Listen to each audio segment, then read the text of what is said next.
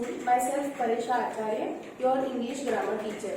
Today we are going to learn Standard 8 Unit 3 the correct use of pronoun Part 2. Part 1 में हमने इसके जो सारे रूल्स थे वो अच्छे से समझे थे. ओके, और अब हम क्या करेंगे तो उसकी जो एक्सरसाइज है एक्सरसाइज 6 तो वो हम सॉल्व करेंगे बोर्ड पे.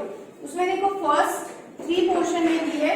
उसके फर्स्ट पोर्शन में क्या हमें इंस्ट्रक्शन दिए कि choose the correct word to fill in the blanks, give reasons.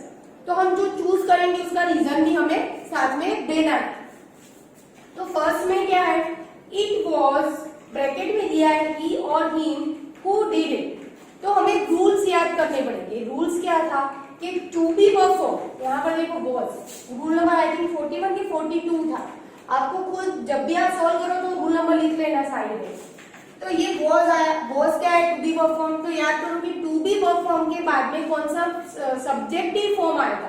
देखो ये सब्जेक्टिव फॉर्म है और ये ऑब्जेक्टिव है ना. तो हम क्या रखेंगे, ही रखेंगे. तो it was he who did it. ये वो है जिसने ये काम करा था. तो it was he.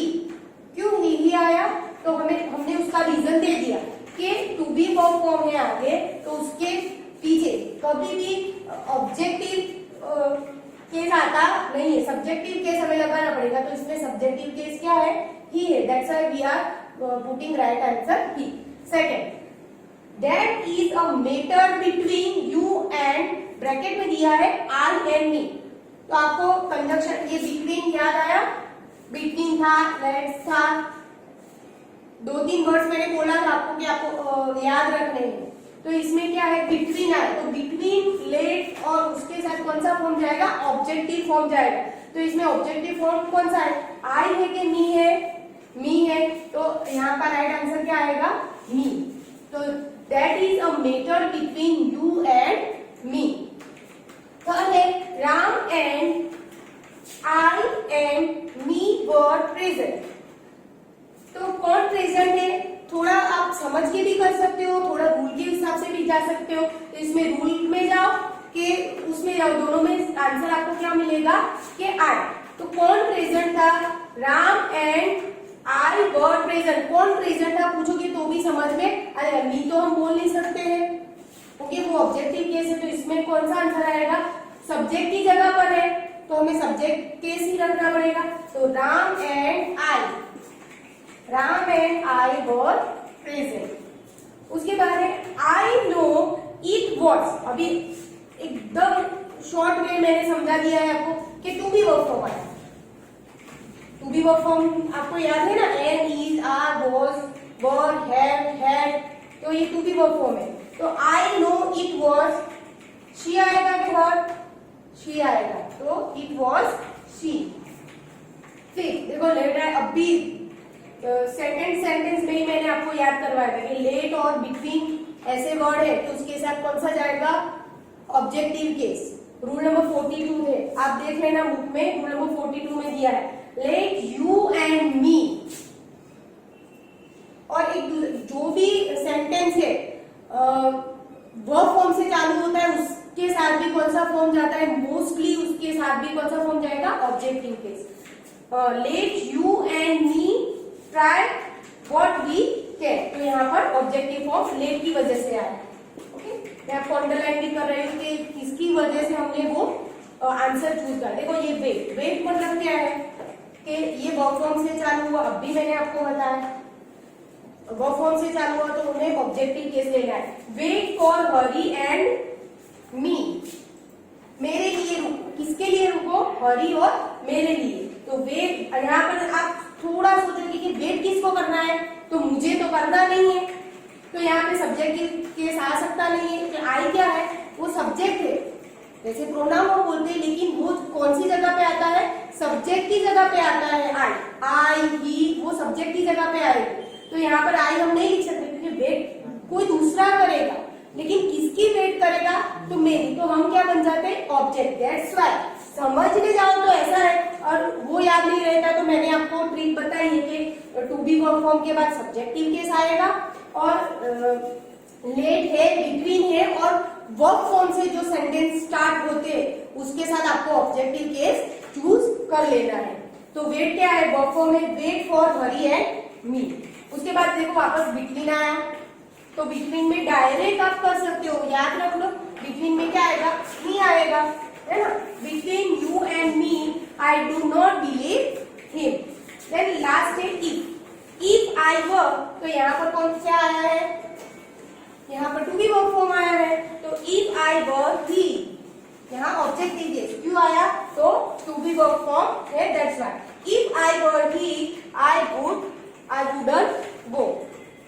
Now start with exercise 6 portion 2।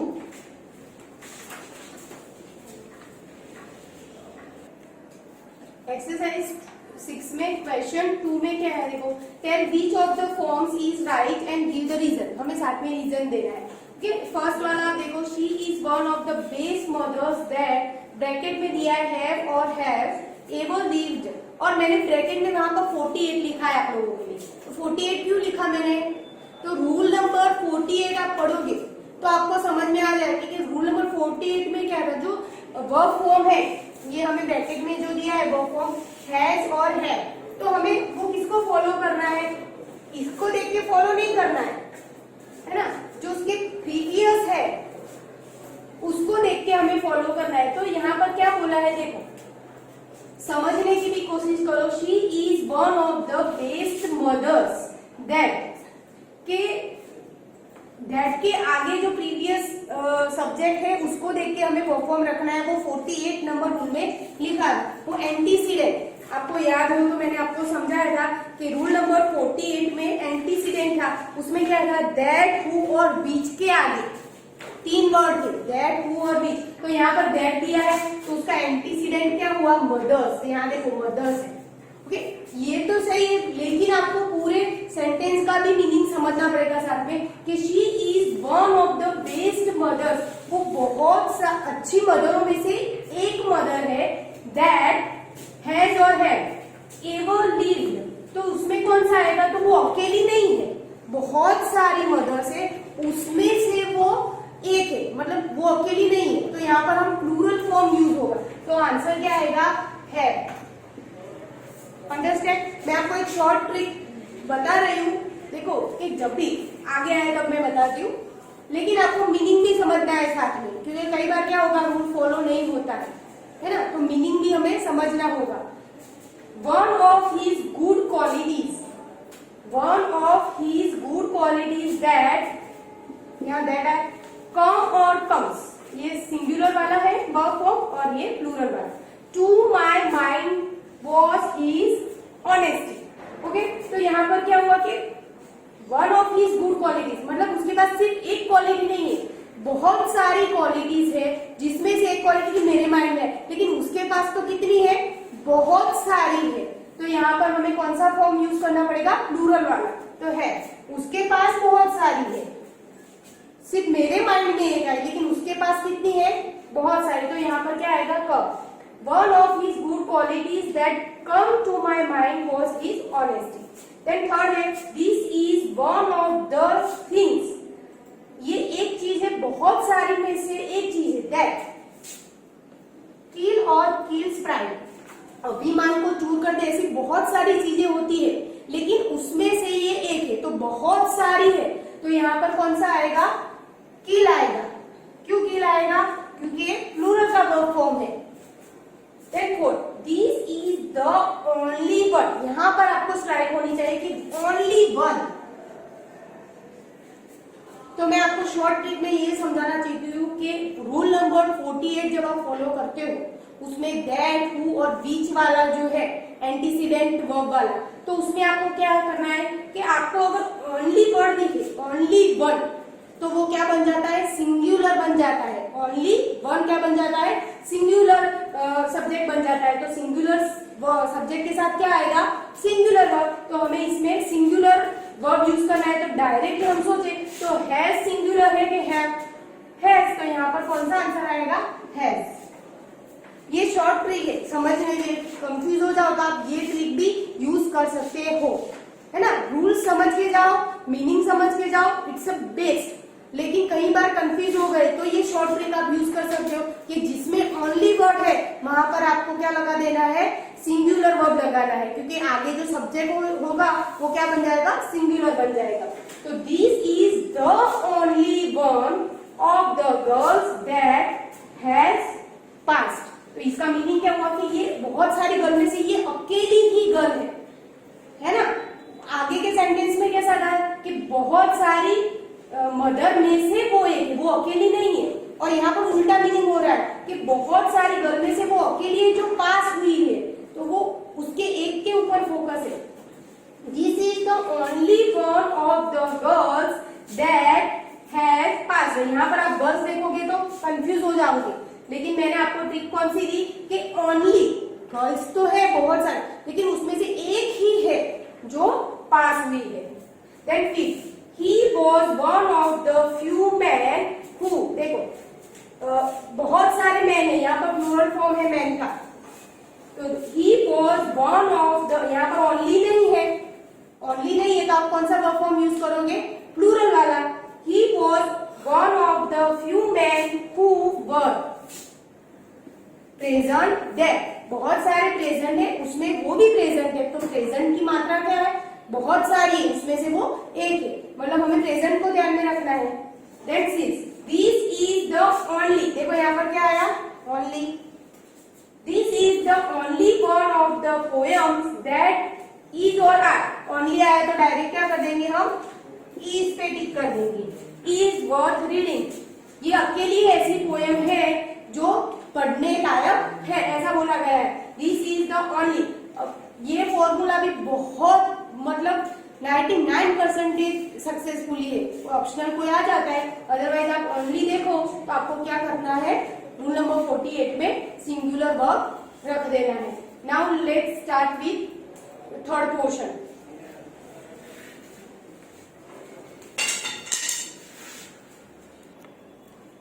Question 3 में क्या है, देखो करेक्ट द फॉलोइंग सेंटेंसेस। अभी इसमें कुछ गलती है वो हमें फाइंड करके करेक्ट करना है। तो फर्स्ट देखेंगे, one must respect his parents. तो वन क्या है, इंडेफिनेट है, तो यहाँ पर हमने हीज क्या है,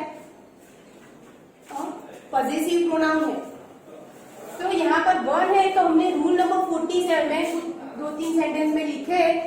तो देखो रूल नंबर 47 आप देखना, तो उसमें दिया है कि अगर कोई सेंटेंस में वन है आगे और पीछे पॉजेसिव आता है तो हमें वंस का ही यूज करना पड़ेगा। तो यहाँ पर क्या होगा, हीज नहीं आएगा, इट्स रॉन्ग, यहाँ पर हमें क्या करना पड़ेगा, वंस। तो आंसर क्या बनेगा हमारा, one must respect one's parents.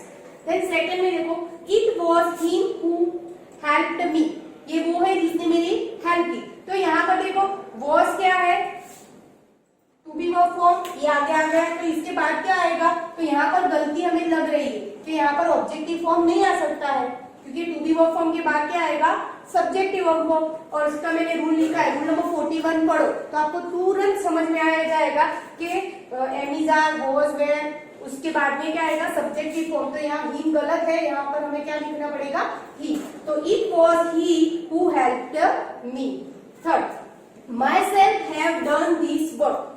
Rule number 44, ये जो है रिफ्लेक्सिव प्रोनाउन, तो वो कभी सब्जेक्ट की जगह पे आ सकता नहीं है, तो ये सब्जेक्ट की जगह पे जो दिया है वो गलत है। तो यहाँ पर क्या करना पड़ेगा, आई हैव डन दिस वर्क, हम क्या लगाएंगे, आई हैव डन दिस वर्क।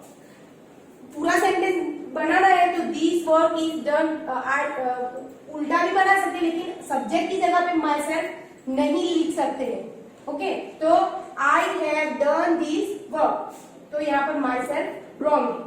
उसके बाद let he go to school, याद करो एक्सरसाइज 2 में मैंने क्वेश्चन 2 में मैंने सिखाया था फर्स्ट में, एक्सरसाइज 61 में, कि लेट हो, बिटवीन हो, लेट, बिटवीन, उसके साथ कौन सा जाएगा, ऑब्जेक्टिव फॉर्म जाएगा। तो यहाँ पर क्या दिया है, सब्जेक्टिव फॉर्म है, तो ये गलत है, तो लेट के साथ क्या जाएगा, ऑब्जेक्टिव फॉर्म। तो ही का ऑब्जेक्टिव फॉर्म क्या हुआ, him, let him go to school, तो राइट आंसर क्या होगा, let him go to school.